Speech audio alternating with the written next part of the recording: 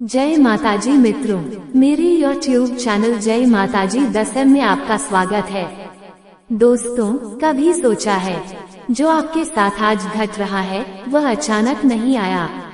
हर एक घटना, हर एक दर्द, हर एक उपलब्धि आपके अपने ही कर्मों की परछाई है। जो आज आपके सामने है वो कभी आपके भीतर बोया गया बीज था, और जो अभी आप सोच रहे हैं, महसूस कर रहे हैं, वो कल आपके सामने जीवन बनकर खड़ा होगा। कर्म एक रहस्य है, पर यह रहस्य भगवान या कुलदेवी माँ से छिपा नहीं है। देखिए, ईश्वर की बनाई ये सृष्टि गणित नहीं, न्याय है। यहाँ कुछ भी संयोग से नहीं होता। हर कर्म का फल है, और हर फल के पीछे समय की एक दिव्य व्यवस्था है।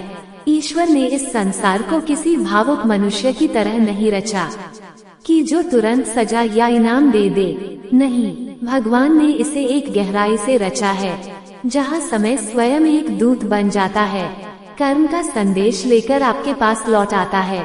जब आप तैयार होते हैं उसे समझने के लिए, आप सोचते हैं मैंने किसी का भला किया, फिर भी मेरे साथ बुरा क्यों हुआ, या मैंने किसी का बुरा नहीं किया, फिर भी ये तकलीफें क्यों। और भगवान बस मुस्कुरा देते हैं, क्योंकि वे जानते हैं आपकी आंखें केवल वर्तमान देखती हैं, पर उनका न्याय भूत, वर्तमान और भविष्य तीनों को साथ देखकर करता है। आप केवल एक दृश्य देखते हैं, वो संपूर्ण चलचित्र देख रहे होते हैं। कर्म कोई तात्कालिक सौदा नहीं है, यह कोई व्यापार नहीं जहां अच्छा करो तुरंत फल पाओ। ये तो चेतना की यात्रा है, आत्मा का अभ्यास है। भगवान तत्काल फल इसलिए नहीं देते क्योंकि वे आपको प्रशिक्षित कर रहे हैं, आपके भीतर धैर्य, विवेक और समझ का निर्माण कर रहे हैं। अगर हर बुरा कर्म तुरंत दर्द दे दे तो डर के कारण कोई गलत न करेगा। अगर हर अच्छा कर्म तुरंत फल दे दे तो स्वार्थ के कारण सब अच्छा करेंगे। लेकिन ईश्वर स्वार्थ नहीं, सत्य चाहते हैं, इसलिए वे इंतजार कराते हैं, ताकि पता चले कौन कर्म फल के लिए कर रहा है और कौन भगवान या कुलदेवी माँ की भावना से।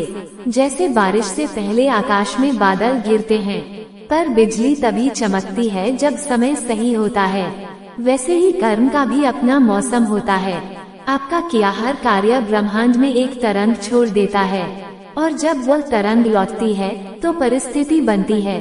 वही परिस्थिति जिसे आप भाग्य कहकर पुकारते हैं, पर सच्चाई यह है वह भाग्य नहीं, आपका ही कर्म लौट कर आया है।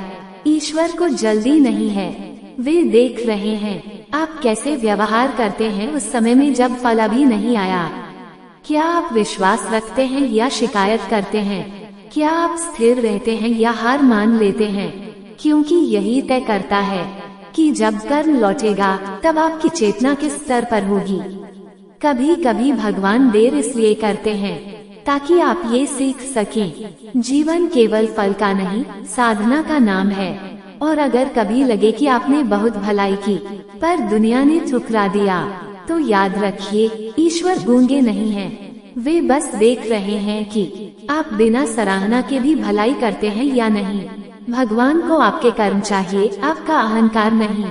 वे उस क्षण का इंतजार करते हैं जब आपका अहंकार शांत हो जाए, तब जाकर फल देते हैं, ताकि वो फल आपको ऊंचा उठाए, नीचे न गिराए। कर्म का सिद्धांत सीधा है, पर मनुष्य परिणामों में उलझ जाता है। आप बीज बोते ही फल चाहते हैं, प्रार्थना करते ही उत्तर चाहते हैं, दान देते ही प्रशंसा चाहते हैं, पर ईश्वर के समय में कोई अधीरता नहीं होती। उनका समय सटीक होता है, और जब फल आता है तो केवल बाहरी नहीं, भीतर की प्यास भी तृप्त करता है। कभी सोचा है जीवन में रुकावटें क्यों आती हैं? क्योंकि आपके कर्म आपके रास्ते में परीक्षा बनकर खड़े हैं। भगवान ने रुकावट नहीं डाली, उन्होंने अवसर रखा है ये देखने का कि आप गिरते हैं या टिके रहते हैं। ईश्वर केवल कर्म नहीं, भावना भी गिनते हैं। आपका व्यवहार, आपकी नियत यही कर्म की जड़ है। अगर नियत साफ है तो देर हो सकती है, पर अंधकार स्थायी नहीं रहेगा। भगवान अन्याय नहीं करते, वे समय लेते हैं क्योंकि कर्मों का न्याय तत्काल नहीं, पूर्णता में होता है। कभी यह जन्म, कभी अगला जन्म, क्योंकि ईश्वर की गणना आत्मा की यात्रा पर होती है, सिर्फ एक जीवन पर नहीं। जो दुख आज आपको मिला है, शायद वह पुराने कर्मों का निपटारा है। भगवान दंड नहीं देते, सिखाते हैं। वह दर्द को किस्तों में बांट देते हैं, ताकि आप टूटे नहीं, परिपक्व हों। हर आत्मा अपने कर्मों की योजना लेकर आती है। कौन मिलेगा, कौन छोड़ेगा, कौन चोट पहुंचाएगा, ये सब नियति सजा नहीं, जागरण है। हर घटना में कुलदेवी माँ का संकेत छिपा होता है। देखो, ये परिणाम है तुम्हारे कर्म का, अब क्या सीखते हो। अगर आप सीख गए तो वह कर्म समाप्त, अगर वही गलती दोहराई तो वही कर्म लौट आएगा।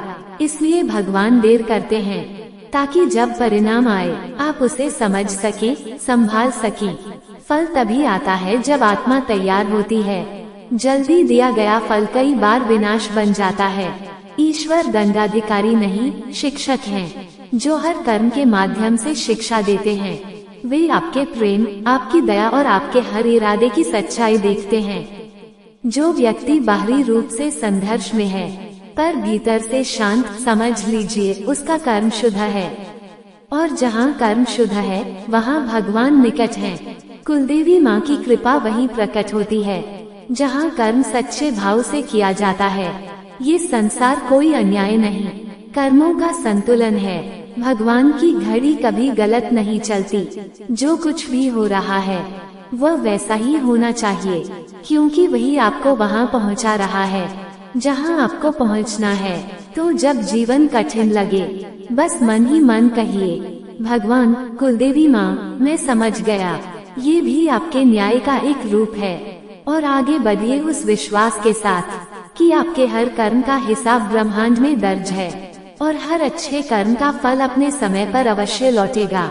अब बस एक क्षण के लिए आंखें बंद करें और कुलदेवी माँ को धन्यवाद दें कि उन्होंने आपको ये ज्ञान सुनने का अवसर दिया। अगर ये वचन आपके हृदय को छू गए हैं, तो इस भाव को साझा करें, ताकि कोई और आत्मा भी अपने कर्मों के रहस्य को समझ सके। यही है भक्ति का मार्ग, जहाँ हर शब्द आत्मा को उसकी सच्चाई से मिलाता है, और हर भावना ईश्वर के न्याय की अनुभूति कराती है। जय कुलदेवी माँ, जय माता जी।